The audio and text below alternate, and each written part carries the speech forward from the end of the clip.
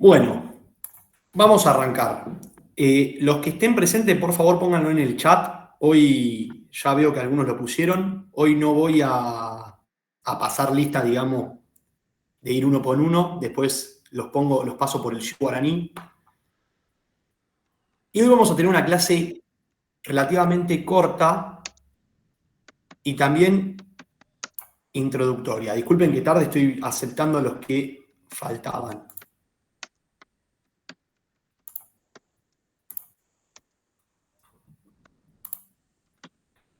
Bueno, no sé si pudieron ver el programa en Cátedras Virtuales.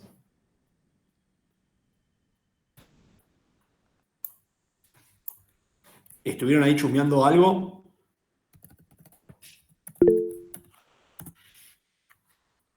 ¿Alguno lo vio?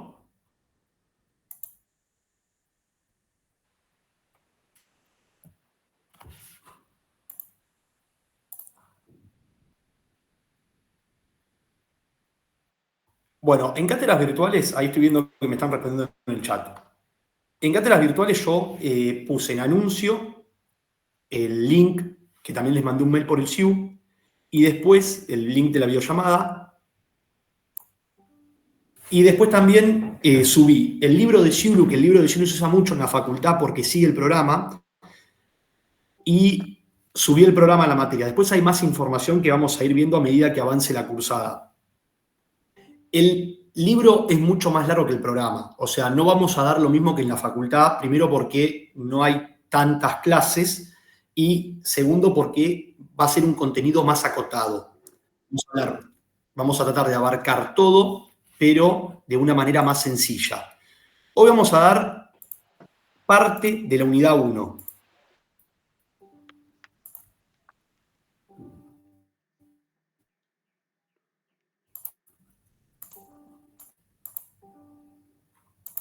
Disculpen, que estoy... Hoy vamos a dar parte de la unidad 1. Acá tengo el programa. Y en la unidad 1 vamos a comenzar diciendo qué es la Constitución, sistema federal, sistema representativo y demás. Comenten cuando quieran. Sé que están cursando otras materias, así que me gustaría que la clase sea interactiva, si no me quedo hablando yo solo por largo tiempo. ¿Cómo podemos definir a la Constitución? La Constitución puede ser definida como la norma fundamental. ¿Qué quiere decir norma fundamental? Que es la norma suprema de un Estado.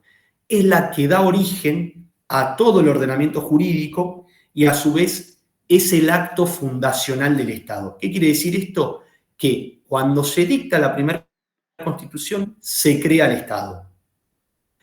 Si nosotros vemos el artículo 1 de la Constitución, el artículo 1 nos dice que Argentina va a ser republicana, representativa y federal. ¿En qué consiste ser republicano, representativo y federal? Consiste en cómo se va a dividir el poder. ¿Alguien me puede definir el sistema republicano con sus palabras? Sin miedo, que no hay evaluación acá, o sea, la evaluación va a ser más adelante. Dentro de la República Argentina, digamos, rige el mismo sistema. Claro. Argentina es una república, es un sistema de gobierno que nosotros adoptamos, que lo dice la Constitución en el artículo 1. ¿Y qué me pueden decir de la república? ¿Algún principio? El sistema republicano tiene muchos principios o muchas características.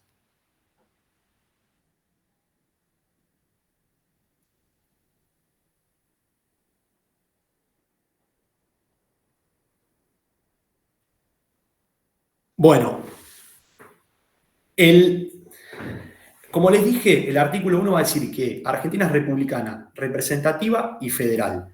Son tres cosas distintas. Hay dos que igualmente se chocan o que se combinan, que es el sistema representativo y el sistema republicano. Vamos a arrancar por el sistema republicano.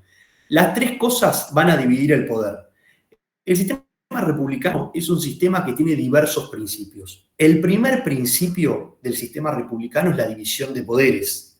Es decir, en Argentina el poder va a estar dividido y lo vamos a dividir de manera horizontal. Vamos a trazar una línea y lo vamos a dividir de manera horizontal. Y el poder va a estar dividido en 3 poderes acá. ¿Qué 3 poderes saben? Poder El ejecutivo, ejecutivo, el legislativo y judicial y judicial. el legislativo. Exacto. El poder lo vamos a dividir en poder legislativo, en poder ejecutivo y en poder judicial. El poder legislativo, a grandes rasgos, se va a encargar de dictar y sancionar leyes. Va a estar dividido en 2 cámaras.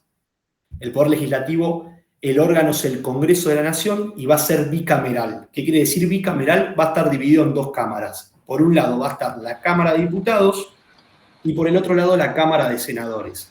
Hay pequeñas diferencias. Los diputados representan al pueblo y los senadores a quién representan. A las provincias. Exacto, como dice Iván, representan a las provincias. Unos duran 4 años, los senadores duran 6. Eso lo vamos a ver en profundidad más adelante cuando veamos los poderes. Después va a estar el poder ejecutivo, que es la administración pública, es el que administra, que el poder ejecutivo es unipersonal, es decir, de una persona. ¿Y quién es el poder ejecutivo en Argentina? El presidente. El presidente. Y después está el poder judicial, que es el encargado de resolver controversias o conflictos y de aplicar las normas que sanciona el poder legislativo. Otro principio, o sea, primer principio del sistema republicano, división de poderes. Argentina lo divide en legislativo, ejecutivo y judicial, como dijeron ustedes. Otro principio, periodicidad de los cargos. En las repúblicas los cargos son periódicos, no pueden ser vitalicios, no pueden durar para toda la vida. Se renuevan cada cierto periodo de tiempo que determine la Constitución o la ley. Tercer principio. Esto, por ejemplo, lo ven con el presidente, que dura 4 años, puede ser reelecto y después tiene que esperar un periodo para volverse a presentarse a presidente. Tercer principio, igualdad ante la ley. Esto lo dice el artículo 16 de la Constitución. El artículo 16 va a decir que todos los habitantes somos iguales ante la ley, que no hay títulos de nobleza, ni prerrogativas de sangre, ni fueros personales. ¿Qué quiere decir esto? Acá en Argentina todos somos iguales ante la ley y todos nacemos con los mismos derechos y con las mismas obligaciones. No va a haber ninguna distinción que haga una persona. Y esto parece medio lógico porque estamos acostumbrados a vivir en una república, pero no todos los estados o los países son así. Hay estados que son monárquicos, como por ejemplo España, Holanda, Inglaterra.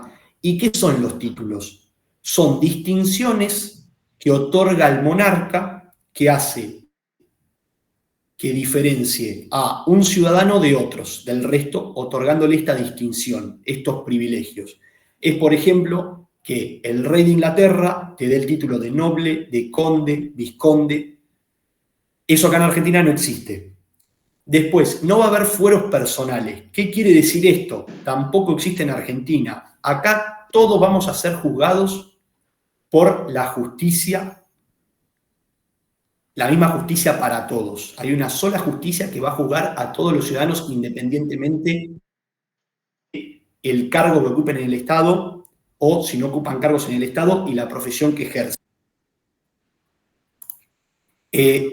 Esto antes no era así, sobre todo en los países monárquicos. ¿Por qué? Porque los nobles juzgaban a los nobles, el pueblo juzgaba al pueblo, los condes juzgaban a los condes. Y esto generaba ciertas diferencias a las personas que tenían distinciones. Porque yo era noble, al noble lo iba a juzgar de una manera más liviana o más light. Así, si el día de mañana yo realizaba el mismo hecho, me juzgaban de manera también livianita y no aplicaba una pena fuerte. En Argentina no hay fueros. El último fuero fue el fuero militar, donde había una justicia militar, pero terminó siendo derogada. Entonces ahora siempre la justicia juzga a las personas. La misma justicia para todas las personas. Entonces, dijimos, primer principio, división de poderes. Segundo principio, igualdad ante la ley. No va a haber títulos de nobleza ni fueros personales. Todos somos iguales ante la ley. Tercer principio, libertad de expresión. que se va a relacionar con el cuarto principio, que es la publicidad de los actos de gobierno. Y lo vamos a explicar de manera conjunta. ¿Qué quiere decir que los actos de gobierno sean públicos? Que el gobierno, tanto el Poder Ejecutivo como el Poder Legislativo, como el Poder Judicial, deben dar publicidad de las decisiones que toman y de los actos que realicen. Como el boletín oficial. Claro, en el boletín oficial es una forma para que la ciudadanía se entere de lo que pasa. Y la ciudadanía tiene el derecho de criticar esos actos a través de la libertad de expresión. Porque conociendo lo que hace el gobierno a través de sus tres poderes y la ciudadanía expresándose acerca de esos actos, se genera el debate público de ideas, que es muy importante para un sistema democrático. ¿Se va entendiendo hasta ahora? ¿Hay alguna duda? Si no hay duda, sí. Se entiende, se entiende. ¿Se entiende? Bueno, entonces, esos son los 4 principios más básicos del sistema republicano. Hay más, hoy vamos a dar estos nada más. División de poderes, vamos a ir de manera horizontal, en 3 poderes, periodicidad de los actos de gobierno, publicidad, de los actos de gobierno, libertad de expresión, que se fomenta el debate público de ideas, y periodicidad de los cargos. Los cargos no son perpetuos. Después dijimos que el artículo 1 habla de sistema representativo. ¿Qué quiere decir esto? Es otra forma de dividir el poder. Nosotros dijimos que en la República nuestros representantes van a gobernar. Dijimos que va a gobernar el presidente por el Poder Ejecutivo, los diputados y senadores por el Poder Legislativo y los jueces en el Poder Judicial. Pero la Constitución vuelve a hablar, o sea, ya sistema republicano se sobreentiende que hay una representación, que hay gente que representa a otra. Pero la Constitución vuelve a hablar de republicanismo, dice representativo, republicano, y vuelve a afirmar el tema representativo.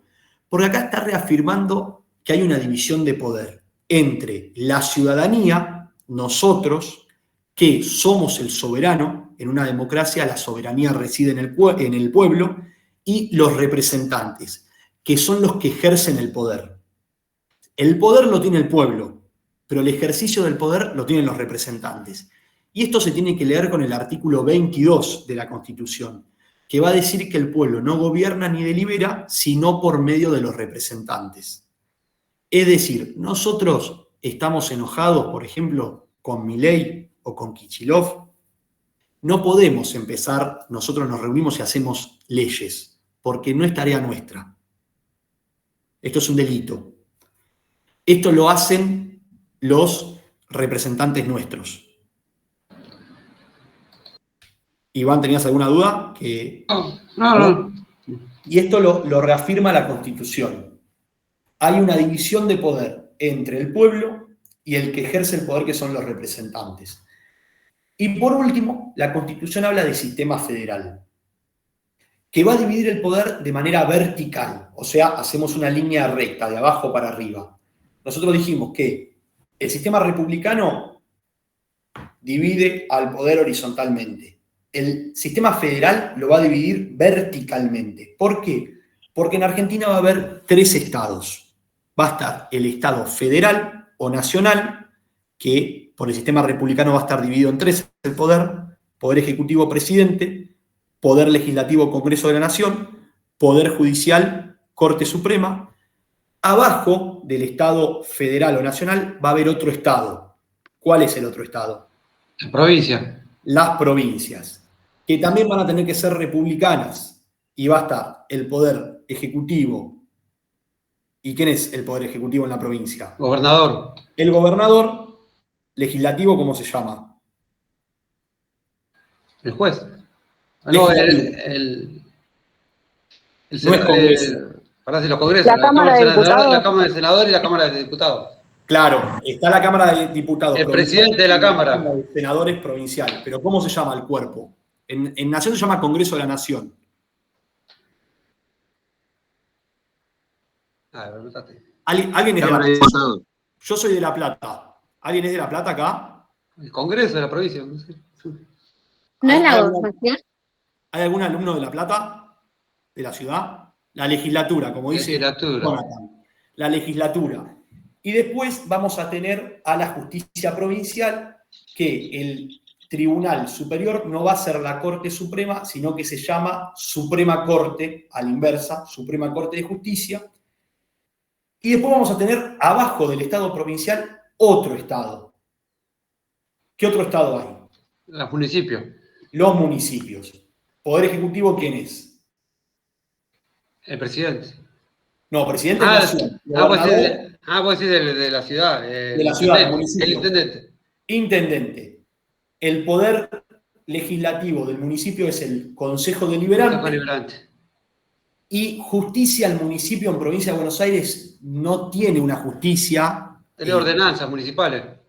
Claro, las ordenanzas municipales son como decir leyes Claro. de la municipalidad. Y la justicia es medio rara en los municipios porque no es una justicia, pero se habla de tribunal de faltas, que son los que imponen multas y demás. Pero no es una justicia como la provincial, que vos si te querés divorciar, iniciar una sucesión, un daños y perjuicios, vas a la justicia provincial, no vas a la justicia municipal. ¿Se entendió el sistema federal?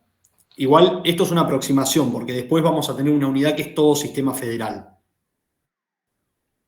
Entonces, resumiendo, artículo 1 divide el poder de 3 veces, lo divide. Con el sistema representativo va a dividir el poder del pueblo de los representantes. Va a marcar que los representantes van a ejercer el poder, mientras que el pueblo lo va a tener, porque es el soberano. La soberanía siempre está en el pueblo. Después, el sistema republicano lo divide horizontalmente, poder ejecutivo, poder legislativo y poder judicial.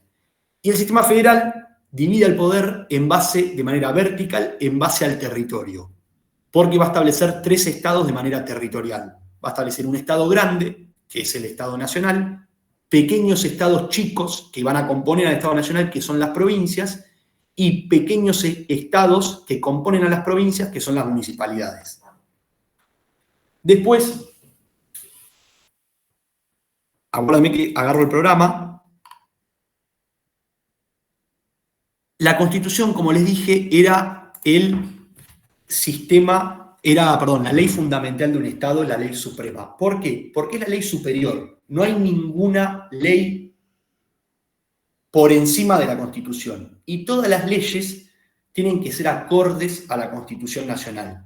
Si una ley es contraria a la Constitución, puede ser declarada inconstitucional, que eso lo vamos a ver más adelante.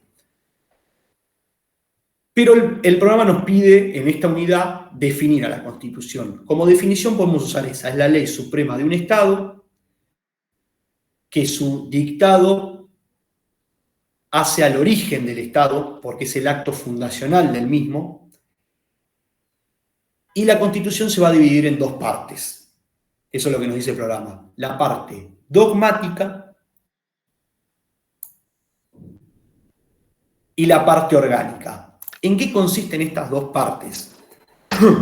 La parte dogmática es la primera parte de la Constitución. Concretamente va del artículo 1 al artículo 43. En esta parte, la Constitución va a establecer los derechos, declaraciones y garantías.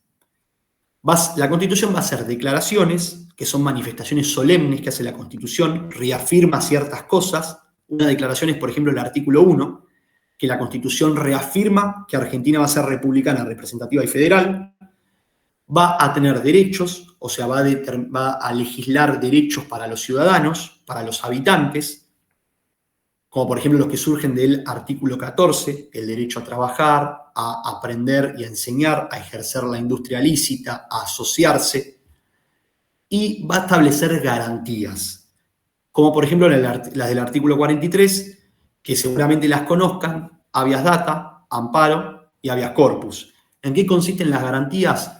Son remedios judiciales o medios judiciales que sirven para hacer cumplir nuestros derechos constitucionales. Eso va a establecer la parte dogmática. nos va a determinar los derechos de los habitantes, va a declarar cosas sobre el país y va a otorgar garantías. Y después, la segunda parte, que va del artículo 44 en adelante, hasta que termina la Constitución, se le llama parte orgánica. ¿Y en qué consiste la parte orgánica? Va a organizar al país, va a organizar el poder, va a establecer que hay un poder legislativo, de qué se va a encargar el poder legislativo, va a establecer que hay un poder judicial y va a determinar las funciones del poder judicial, y lo mismo con un poder ejecutivo. Y a su vez va a establecer un sistema de frenos y contrapesos. ¿Qué quiere decir este sistema de frenos y contrapesos?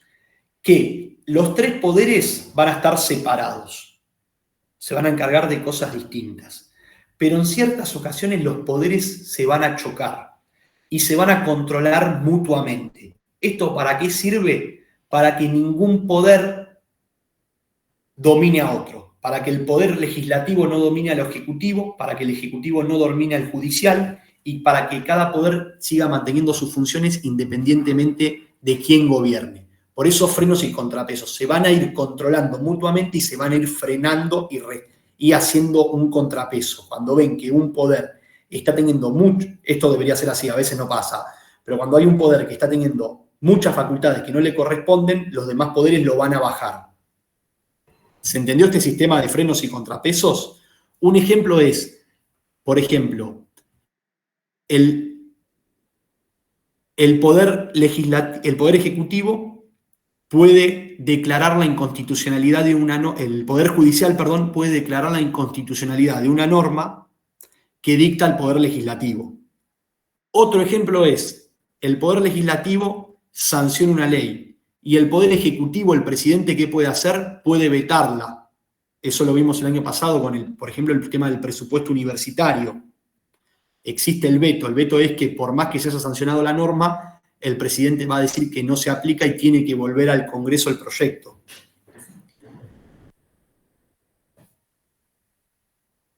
Después, el presidente puede dictar decretos de necesidad de urgencia y el Poder Legislativo los puede derogar. Se trató el decreto, por ejemplo, de Milei, el mega decreto, ¿se acuerdan? Apenas asumió y el Senado lo rechazó. Diputados nunca se expidió todavía, por eso sigue vigente. Pero este es el famoso sistema de frenos y contrapesos. ¿Alguna duda respecto a esto?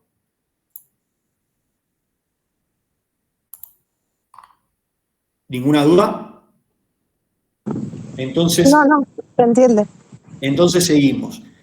Interrúmpanme cuando quieran y participan y cuando quieran, ¿eh? No hace falta levantar la mano ni nada. Para mí es mejor que participen, así no me quedo las 2 horas hablando yo.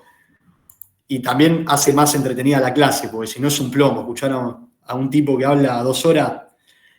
Después el programa nos pide normas operativas y normas programáticas. En la Constitución va a haber 2 clases de normas. ¿Qué quiere decir esto? Las normas operativas. Las normas operativas son aquellas que se llaman autosuficientes o de aplicación inmediata. La Constitución va a establecer algo y esa norma ya se puede aplicar, como por ejemplo el derecho a transitar. No va a haber, la Constitución lo dice, lo podemos hacer. No necesitamos de otra ley o de un reglamento o de cualquier otro motivo para que podamos transitar de una provincia a otra, por ejemplo. Pero después va a haber normas operativas, que estas no son autosuficientes. ¿Por qué? Porque van a necesitar de una ley del Congreso para que puedan ser aplicadas. O sea, no tienen aplicación inmediata. Discúlpame, normas operativas y normas... Normas operativas y normas programáticas. Perfecto. Las normas operativas lo dice la Constitución y ya se pueden ejercer y aplicar en el acto. Las normas programáticas necesitan, por así decirlo, de un programa para que se puedan llevar a cabo. ¿En qué consiste este programa que digo? De una ley del Congreso. Un ejemplo es, la Constitución siempre habló de juicios por jurados en la provincia de Buenos Aires, y los juicios por jurados también en Nación. Los juicios por jurados recién hará 8 años que se dictó la ley y se están llevando a cabo. Antes no había juicios por jurados. ¿Recuerdan esto? Más o menos saben de lo que hablo, los juicios por jurados, tipo las películas, donde hay un juez, están los abogados y hay un jurado, un grupo de ciudadanos que termina diciendo si es culpable o inocente la persona. ¿Saben el juicio por jurado? Sí. Sí. Bueno, eso la Constitución siempre lo dijo. Pero se necesitaba de una ley para que se aplique. La ley se dictó hace relativamente poco y a partir de ahí se empezó a aplicar el juicio por jurados. O sea, esto era una norma programática, porque no era autosuficiente, no se podía aplicar de manera inmediata. Otro ejemplo es el artículo 14 bis, que habla de los derechos sociales, habla en un momento de la participación en las ganancias entre el empresario y el trabajador. Y un trabajador puede decirle al empleador, che, me tenés que participar en las ganancias. Y el empleador le dice, no te voy a participar, porque es lo que pasaría, le dice, no, ni en pedo. Y tiene razón el empleador, porque se requiere de una ley para hacer la participación, y esa ley nunca se dictó. Esto también es otro caso de una norma programática.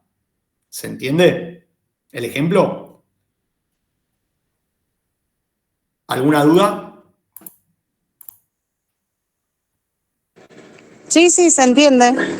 Entonces, bueno, veo que no hay muchas dudas, entonces seguimos. Y después el programa nos habla de clasificación de constituciones. Hay muchas formas de clasificar una constitución, pero vamos a ir por las más sencillas. Vamos a encontrar constituciones escritas y no escritas. ¿En qué consiste esto? En realidad todas son escritas, no hay ninguna constitución, por así decirlo, de palabra, pero se refiere a constituciones codificadas y constituciones no codificadas o dispersas. Las constituciones codificadas son como, por ejemplo, Argentina, donde en un solo cuerpo normativo se encuentra toda la Constitución. Las constituciones dispersas son el caso de Inglaterra. Inglaterra, la Constitución la componen 3 documentos, como decir 3 normas, 3 cuerpos normativos.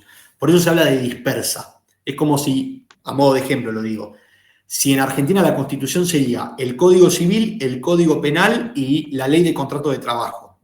¿Se entiende? Son 3 leyes distintas. Bueno, hay casos, como en Inglaterra, que las constituciones son dispersas porque se encuentran en diversos documentos, las leyes fundamentales del Estado. Argentina es un caso de constitución codificada, porque la ley fundamental se encuentra en un solo cuerpo normativo. ¿Qué pasó? La última vez que se reformó la Constitución fue en 1994. En 1994 se agregó un artículo, que es el 75, inciso 24, que dice que va a haber tratados internacionales con jerarquía constitucional. Entonces hoy en día se discute si la Constitución argentina es una constitución codificada o una constitución dispersa, porque tenemos la Constitución Nacional, que va del artículo 1 hasta el final, pero después también tenemos normas con la misma jerarquía, es decir, normas supremas, que son los tratados internacionales. Y hay muchos tratados internacionales con esta jerarquía, hay 12 precisamente. Entonces, por eso algunos autores dicen que la Constitución argentina hoy en día podría ser considerada como dispersa. Igualmente, la mayoría de los constitucionalistas sostienen que es codificada. ¿Se entendió esta clasificación? Entonces vamos a la otra clasificación. Después, las constituciones pueden ser rígidas, flexibles o pétreas. ¿En qué consiste esto? Rígidas son aquellas que para poder reformar la Constitución se requiere un procedimiento complejo con mayorías agravadas y un mecanismo difícil o un mecanismo mucho más complejo, por así decirlo, que el de modificación de una ley común. Después, están las constituciones flexibles. ¿Las constituciones flexibles en qué consisten? Disculpa. Constitucional. Sí, Yamila, ¿me preguntaste algo? ¿Podrías dar un ejemplo de una constitución rígida? Ahí termino con flexible Ah, y bien. les pregunto a ustedes. Nosotros dijimos que la constitución rígida es aquella que para poder reformarse necesita un procedimiento mucho más complejo que para reformar una ley común. Después están las constituciones flexibles. La reforma constitucional se realiza con el mismo procedimiento de reforma que una ley común. Entonces les pregunto a ustedes, para ustedes Argentina, ¿qué tiene? ¿Una constitución rígida o flexible? ¿Ustedes qué creen? ¿Que la constitución es fácil reformarla como reformar el Rígida. Código Civil o es difícil? No, es rígida, es difícil. Claro, Argentina es rígida. ¿Por qué? Porque reformar la Constitución, que lo vamos a ver en las bolillas más adelante, en las unidades de más adelante, es un mecanismo recontra complejo que se requiere mucho consenso. La última vez que se reformó fue en el 94 y hubo un gran acuerdo entre dos políticos más importantes de ese entonces, que eran Alfonsín y Menem, que fue el famoso Pacto de Olivos, no sé si lo recuerdan, o no sé si lo leyeron alguna vez, los que por ahí no eran chicos en el 94.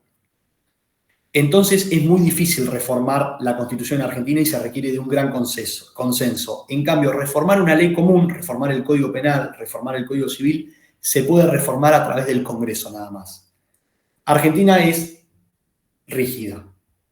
Hay constituciones que pueden ser reformadas más fácilmente, como una ley normal, no es el caso Argentina. Pero hay otro tipo de constitución, que son las constituciones pétreas, que son aquellas que no se pueden reformar nunca.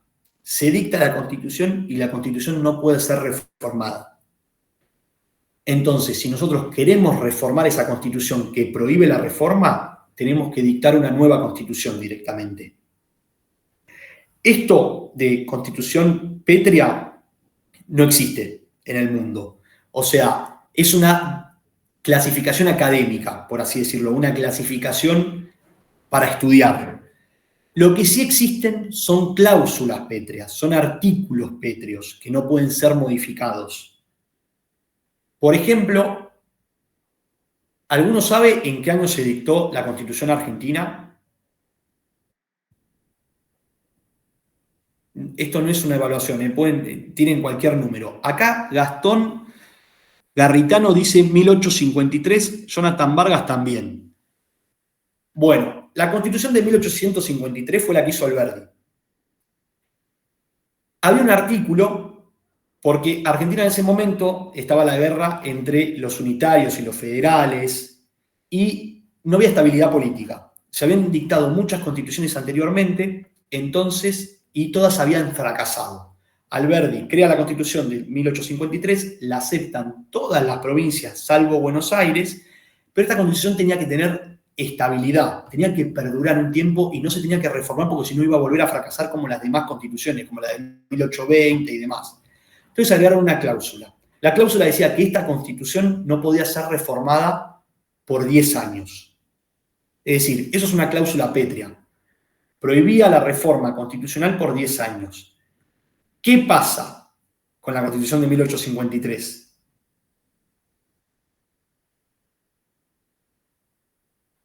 Se reforma la Constitución de 1853. No llegó a los 10 años, ¿no? ¿Alguno sabe cuándo se reforma? ¿1860? 1860, como dice Johnny, disculpa que te diga así, Johnny Orlando. Es el nombre que tenés, no sé cómo te llamas, ¿Johnny o Jonathan? No, Jonathan Orlando. Jonathan. Sí, quedó así de la cuenta. Está bien. Como dice Jonathan, se reforma en 1860, es decir, no se cumple con esta cláusula pétrea. ¿Qué pasa? Buenos Aires pierde la última batalla y la Confederación Argentina lo obliga a formar parte del país. En 1853 el país va a estar dividido, va a haber dos países, va a estar la Confederación Argentina y Buenos Aires por otro lado. Buenos Aires en 1854 dicta su propia constitución. O sea que, dijimos, la constitución es el acto fundacional de un Estado. Ahí hablábamos de dos países distintos, no existía la Argentina como la conocemos hoy en día. Estaba el país de Buenos Aires y la Confederación Argentina, que eran las provincias restantes. Tienen muchas batallas. En 1860 pierden la batalla de Cepeda No, perdón, pierden la batalla de Cepeda y Buenos Aires es obligada a adherirse a la Confederación. Buenos Aires dice, me adhiero a la Confederación, pero primero si puedo revisar la Constitución de 1853 y la puedo reformar, con obviamente el consentimiento de las demás provincias. Y las demás provincias aceptaron. Entonces se incumplió la norma pétrea. Por eso muchas veces se discute si la primera constitución en Argentina es en 1853 o es en 1860. En la mayoría de los libros, ¿ustedes cómo lo van a encontrar? Van a encontrar la constitución de 1853/1860, como si fuese la misma constitución o como si fuese un mismo periodo de historia que tardó en dictarse la primera constitución argentina. Si no, van a encontrar como primera constitución la de 1853, eso lo sostiene gran parte de los autores, y la minoría de los autores sostienen que la primera constitución es la de 1860 porque se incorpora a Buenos Aires. Si me preguntan a mí, es la del 60. Pero bueno, todo esto de historia se los comenté para hablarle de las normas pétreas. Y por último, vamos a tener constituciones novedosas, originarias y constituciones derivadas. ¿En qué consiste esto? Las constituciones originarias son aquellas que crean un nuevo sistema. Tienen algo innovador. Y las constituciones derivadas son aquellas que imitan los sistemas innovadores de las constituciones originarias. Voy a explicarlo para que se entienda mejor. Una constitución originaria es la que trae un sistema nuevo, moderno, no conocido, como por ejemplo la Constitución de Estados Unidos. ¿Por qué pongo la Constitución de Estados Unidos? Porque fue la primera constitución en dictarse, porque estableció el sistema republicano representativo, de dividir el poder en varios poderes, en dividir el poder en poder legislativo, ejecutivo y federal. Legislativo, ejecutivo y judicial. Y las constituciones derivadas son aquellas que imitaron ese modelo. Argentina, por ejemplo. Argentina sacó mucho de la Constitución de Estados Unidos. Alberdi, cuando crea la Constitución, copia mucho de la Constitución de Estados Unidos, copia también de la Constitución de Chile. Por ejemplo, si leemos el preámbulo de la Constitución de Estados Unidos es casi igual al preámbulo de la Constitución argentina. Entonces, por eso se habla de que la Constitución argentina es una constitución derivada. ¿Se entendió esta clasificación? Sí, sí, perfecto. ¿Alguna duda?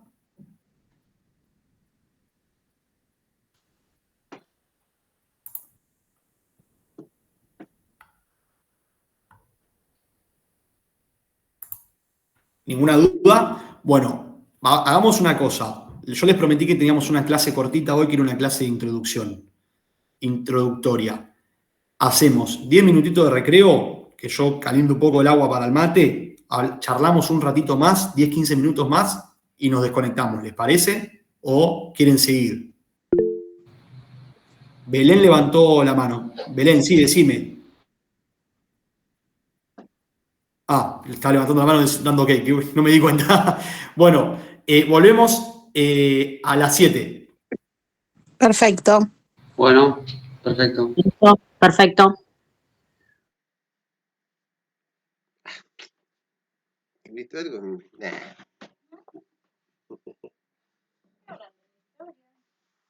Es derecho constitucional. Ahora estamos hablando del tema de la constitución. Te digo que quise cambiar la raja y se rompió el cosito. ¿Cuál es Lo que va dentro de la cosa. la gomita? La gomita. Y que anda cambiando porque ya no tengo tiempo. Después cuando termine cambio. Termino este en 15 minutos más. Y mi negro está en el baño. Voy a buscar. Está fresco, cerró la ventana.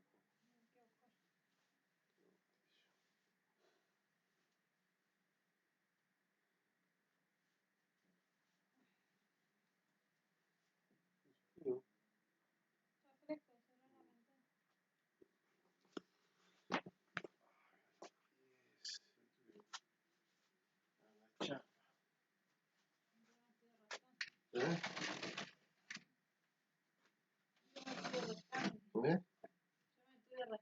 yo diciendo, no te yo no te veo diciendo qué estás haciendo vos. Te pregunté qué hiciste, qué no hiciste, estuviste trabajando bien, ¿no? Porque vos no vas a descansar.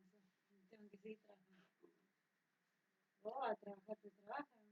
Soy viejito, ya que tengo Y acá en la mall y mañana te pongo la pila y acá sí, eso. mañana voy a tomar la pastilla para Si no, no va a poder seguir.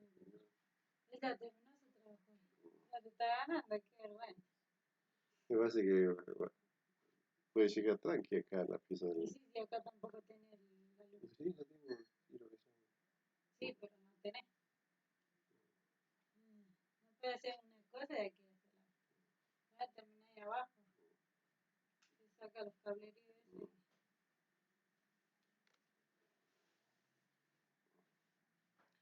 Estoy viendo el cemento, ¿qué vamos a hacer con la o qué?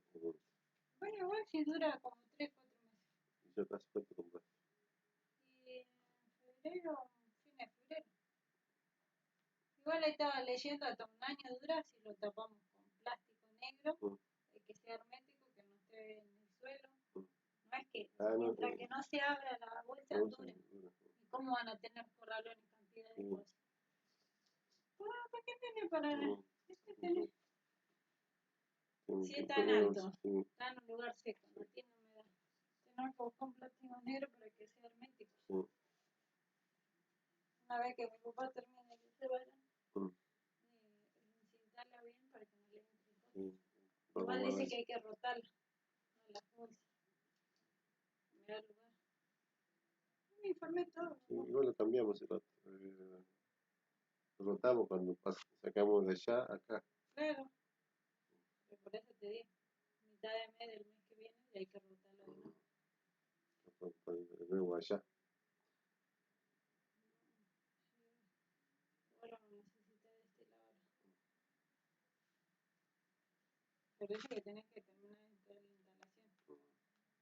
Si no, no puedes seguir. Y poner las tornilletas porque están volando las cajitas.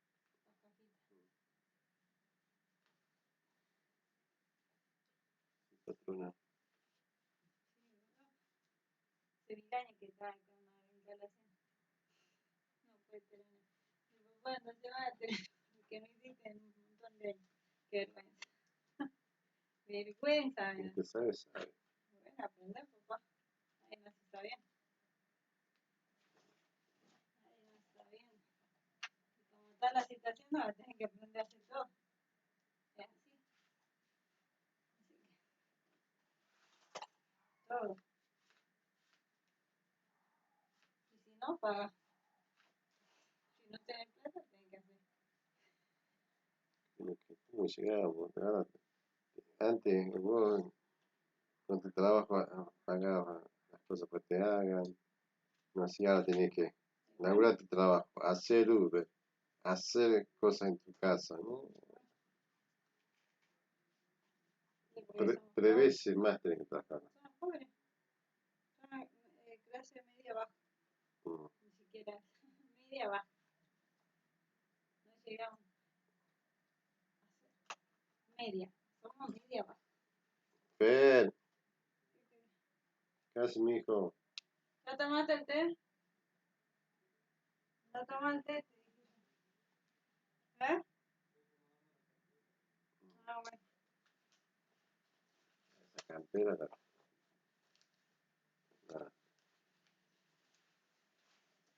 me tiene una campera para prestarte, ¿querés?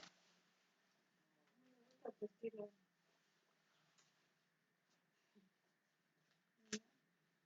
No sé el estilo del palo. Negro, sí.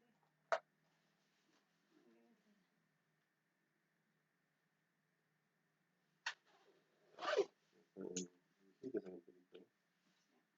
¿La otra? Tengo que cocinar. No tengo ni tiempo de cocinar, pero prende. Yo voy a trabajar y porque trabajo y voy a estar llorando. Vale, que mañana tempranito te pongas a poner las pilas porque si no, ahora con cuidado. ¿Qué haces?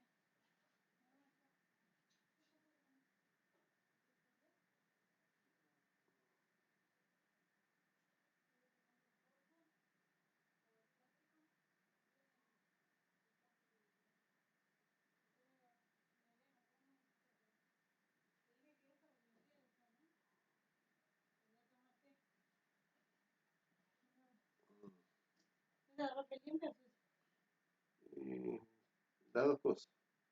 no puede ser blanco o negro. Es sucio, después abajo. Igual está lleno de los. Ahora voy a abrir el sillón y ponerlo. Nunca olvidé negro y le cambié la garrafa porque si no, no puedo. Una antes Luis a buscar negro también la agarró. Aparte se rompió la gomita. Y la gomita la otra la puse en la manguera. La que viene, la que siempre cambiamos. Sí, Esa está colocada ahí en la puntita de la y manguera. ahí me fijo yo.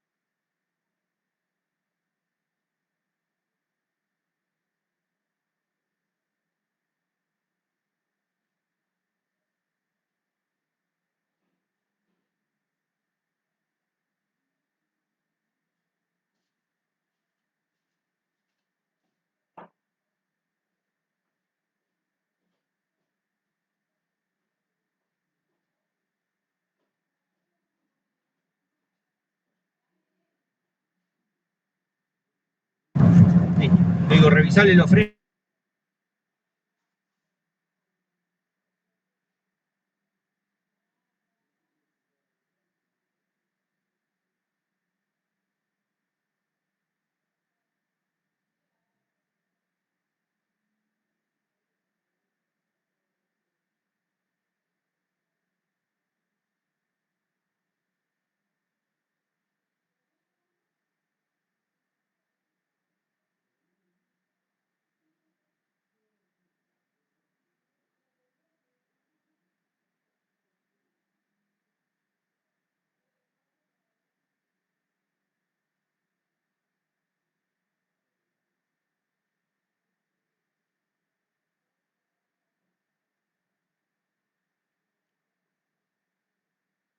Despierto.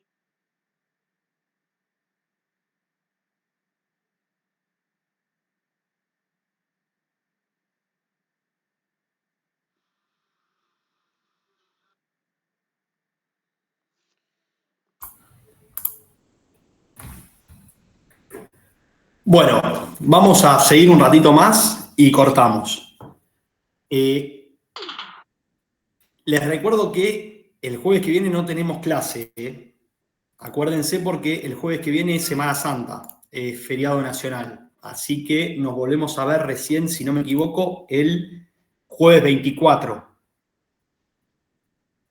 Así que la semana que viene no hay clases. Y después les voy a pasar mi mail, así me envían un mail de presentación. Me tienen que poner, hola, soy Pirulo, curso con vos la licenciatura en gestión penitenciaria, derecho constitucional. Así yo los agrego una cadena de mails. ¿Por qué? Porque seguramente la evaluación final va a ser una monografía o una serie de preguntas que ustedes me van a tener que responder por mail, me la van a mandar por mail. El año pasado hicimos eso con los alumnos del año pasado. Por ahí durante el curso les tomo un examencito, pero el final va a ser seguramente 5 preguntas a desarrollar que van a tener un plazo de casi un día para hacerlo y después me lo mandan al mail y me lo entregan. Miren, se lo voy a escribir en el chat el mail.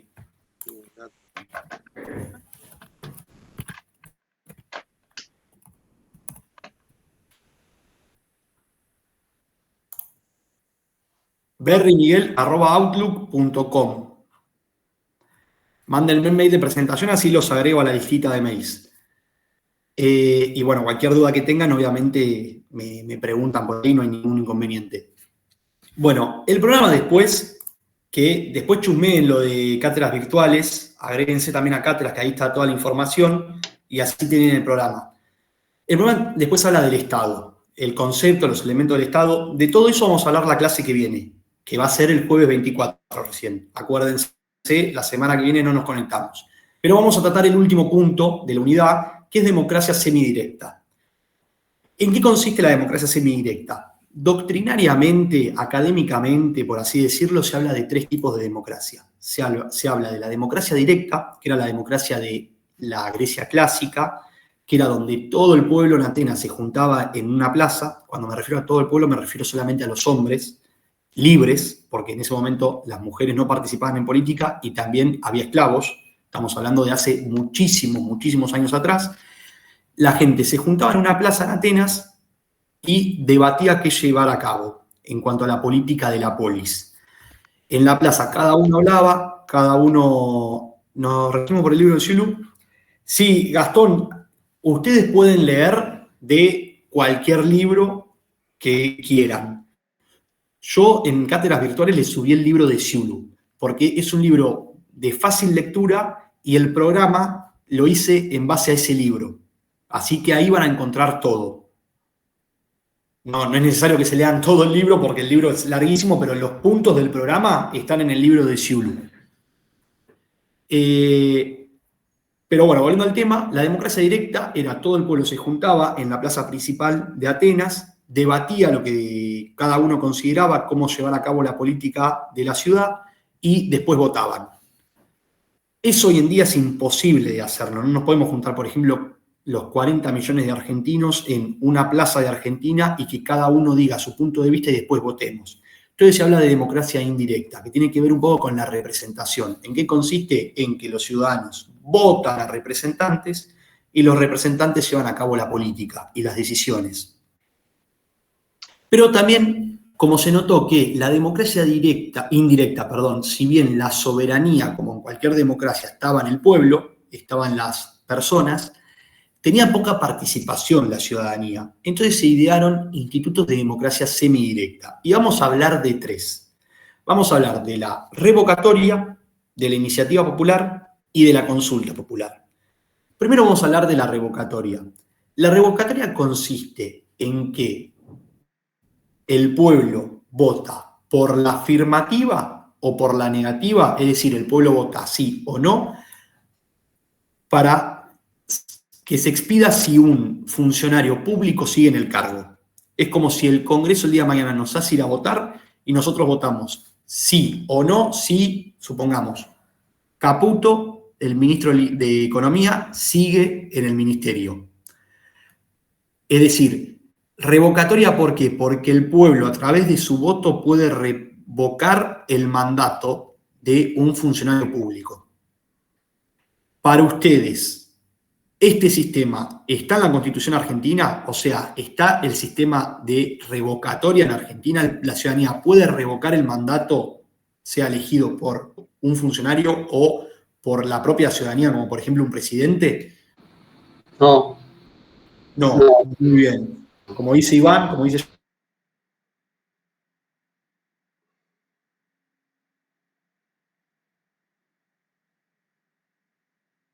la popular, ¿dónde la vamos a encontrar?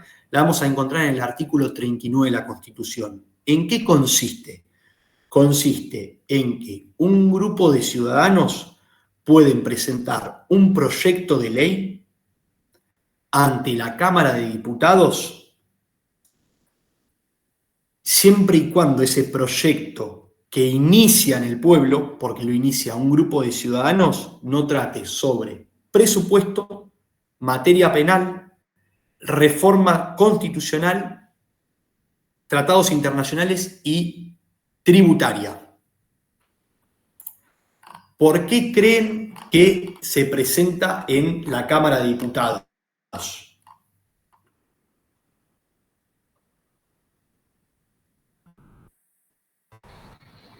Porque, Para ser debatido.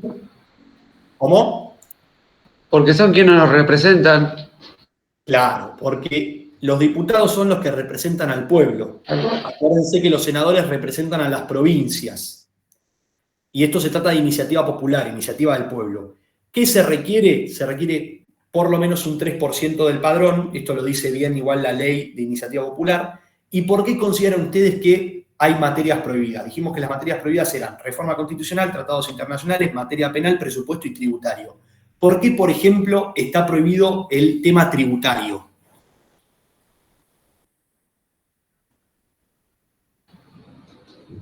Porque depende de un ministerio, depende de los senadores, de los intereses de la provincia, de los intereses de la nación. Sí y no. La explicación es más sencilla todavía. Si bien hay intereses de por medio, la explicación es más sencilla.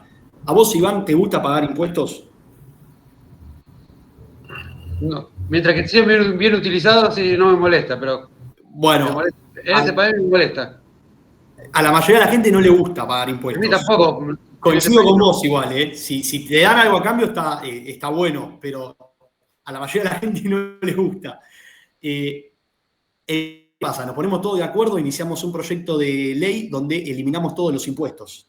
Y eso obviamente el Estado no lo quiere, porque el Estado se financia a través de impuestos. Por ejemplo, la universidad pública se financia a través de impuestos, el servicio penitenciario, los colegios primario y secundario, la salud. Entonces, si los ciudadanos presentan un proyecto donde no hay más impuestos, no existe más el Estado. Por eso está prohibida la materia tributaria. Porque la gran mayoría de las personas votarían o iniciarían un proyecto donde no haya más impuestos en el país. Materia penal también, porque es un tema sensible. Es un tema sensible porque hay delitos que el Estado considera que tienen que estar siempre legislados por más que las personas momentáneamente crean que no. Por eso, por ejemplo, en el tema del aborto, muchas veces en la tele, antes, cuando era un delito el aborto, antes de la aprobación de la ley de aborto seguro, legal y gratuito, se hablaba, hay que hacer una iniciativa popular. No se podía hacer una iniciativa popular. ¿Por qué? Porque era materia penal. El aborto antes era un delito. Entonces estaba prohibido por la Constitución. Tenía que iniciar sí o sí en el Congreso el proyecto de ley. Lo mismo para tratados internacionales, porque es un tema de interés superior del Estado, porque se hace un tratado con otro organismo internacional o con otro Estado. Es una materia muy específica, y también para reforma constitucional, porque puede ser que el gobernante de turno de alguna que otra manera manipule el pueblo a través de los medios de comunicación, a través de propaganda, y el pueblo decida reformar la Constitución para beneficiar al gobernante de turno, y así se va apropiando con todo el poder. Esa es la iniciativa popular. La consulta popular es distinta y es más compleja. ¿En qué consiste la consulta popular? Es cuando los órganos de gobierno consultan al pueblo y el pueblo vota por la afirmativa o por la negativa. Es decir, nos hacen una consulta y nosotros votamos sí o no. ¿Qué pasa? ¿Por qué digo que es más compleja? Porque se divide en dos. Está el referéndum y el plebiscito. No sé si alguna vez escucharon estas dos palabras. Y tienen diferencias. El referéndum tiene naturaleza normativa. Es decir, se van a discutir temas normativos. Este va a ser vinculante. Esto lo van a encontrar en el artículo 40 de la Constitución. Iniciativa está en el 39, consulta está en el 40. Este va a ser vinculante. ¿Qué quiere decir vinculante? Que la decisión que tome el pueblo la tiene que cumplir sí o sí el gobierno y nosotros tenemos la obligación de ir a votar cuando nos consulten. Y a su vez, solamente puede consultar la Cámara de Diputados. Es el único órgano que puede hacer consulta vinculante, es decir, referéndum. Ahora saltamos al plebiscito. El plebiscito va a tener naturaleza política. ¿Qué quiere decir naturaleza política? Que se van a consultar temas políticos. Otra diferencia con el referéndum es que el plebiscito va a ser no vinculante. ¿Qué quiere decir esto? Que nosotros como ciudadanos, si hay una consulta, podemos no ir a votar, no vamos a estar obligados de ir a votar, y a su vez el gobierno puede incumplir con lo que decidió el pueblo. Y otra gran diferencia, dijimos que en el referéndum solamente puede consultar al pueblo la Cámara de Diputados, en el plebiscito puede consultar con nosotros el Poder Ejecutivo y el Congreso. Y cuando me refiero al Congreso, puede hacerlo la Cámara de Diputados o la Cámara de Senadores, cualquiera de las dos cámaras. Por ejemplo, una consulta popular no vinculante que hubo en Argentina fue en la época de Alfonsín, cuando salíamos nosotros de la dictadura y también habíamos tenido hace poco tiempo la guerra de Malvinas. Teníamos un conflicto con Chile, por ciertas islas que se encuentran en el canal de Beagle, abajo de Ushuaia, que eran la Picton, Nueva y Guinea, creo que se llamaban así las tres islas. Argentina decía que esas islas eran nuestras. Chile decían que eran de ellos. Casi íbamos a la guerra con Chile. Llamaron a un árbitro, que fue el Papa, para que determine quién tenía razón. El árbitro dijo que tenía razón Chile, pero nosotros tranquilamente podríamos saber, la palabra del árbitro no era vinculante. Entonces Alfonsín, para terminar con este tema, llamó una consulta popular. Y se consultó si seguíamos reclamando estas islas que nosotros decíamos que nos pertenecían o no. La consulta la hizo Alfonsín, que era el presidente. Entonces era un plebiscito, no un referéndum. Era sobre un tema político, un tema político internacional, que podría haber terminado en una guerra esto. Y el pueblo votó que no teníamos que seguir reclamando más sobre las islas. Alfonsín obedeció esto, pero tranquilamente Alfonsín, como política de gobierno, podría haber seguido reclamando la soberanía y no aceptar la decisión del árbitro. ¿Se entiende el ejemplo? Es decir, si el pueblo votaba seguir reclamando y no obedecer la decisión del árbitro, Alfonsín podría haber no reclamado o podría haber reclamado. No importa lo que haya votado el pueblo porque no tiene la obligación de someterse a la decisión del pueblo. Y el pueblo a su vez no tiene la obligatoriedad de ir a votar. ¿Se entiende la diferencia entonces entre plebiscito y referéndum? En el referéndum se discute una norma, la consulta la hace la Cámara de Diputados y lo que diga el pueblo sí o sí lo tiene que cumplir. En el plebiscito la puede hacer la consulta el presidente, la Cámara de Senadores y la Cámara de Diputados. Va a tratar sobre un tema político más que normativo y no tenemos la obligación de ir a votar y lo que nosotros decidamos, el gobierno no tiene la obligación de llevarlo a cabo. ¿Alguna duda sobre consulta popular, iniciativa popular? Te consulto, ¿hay algún ejemplo de referéndum en el país, en la historia? Sí, ejemplos hay. No recuerdo alguno cercano, pero es cuando referéndum cercano. No recuerdo algún ejemplo cercano, pero es cuando... El referéndum con Irán. ¿El referéndum con Irán? Algo que capaz estoy equivocado, no. Que yo recuerde, mira, déjame buscarlo para la clase que viene. Seguramente tuvo que haber. Esto es algo relativamente nuevo igual, porque se incorporó en la Constitución en el 94. Hubo varios plebiscitos en Argentina, porque casi siempre los que consultaron fueron el Poder Ejecutivo. Por ejemplo, una vez Menem hizo un plebiscito sobre si se tenía que reformar o no la Constitución. Pero referéndum, déjame chequearlo. Seguramente alguno hubo. Pero me mataste con la pregunta. Bueno, gracias. La clase que viene te digo un ejemplo concreto. Déjame buscarlo bien. ¿Alguna otra duda?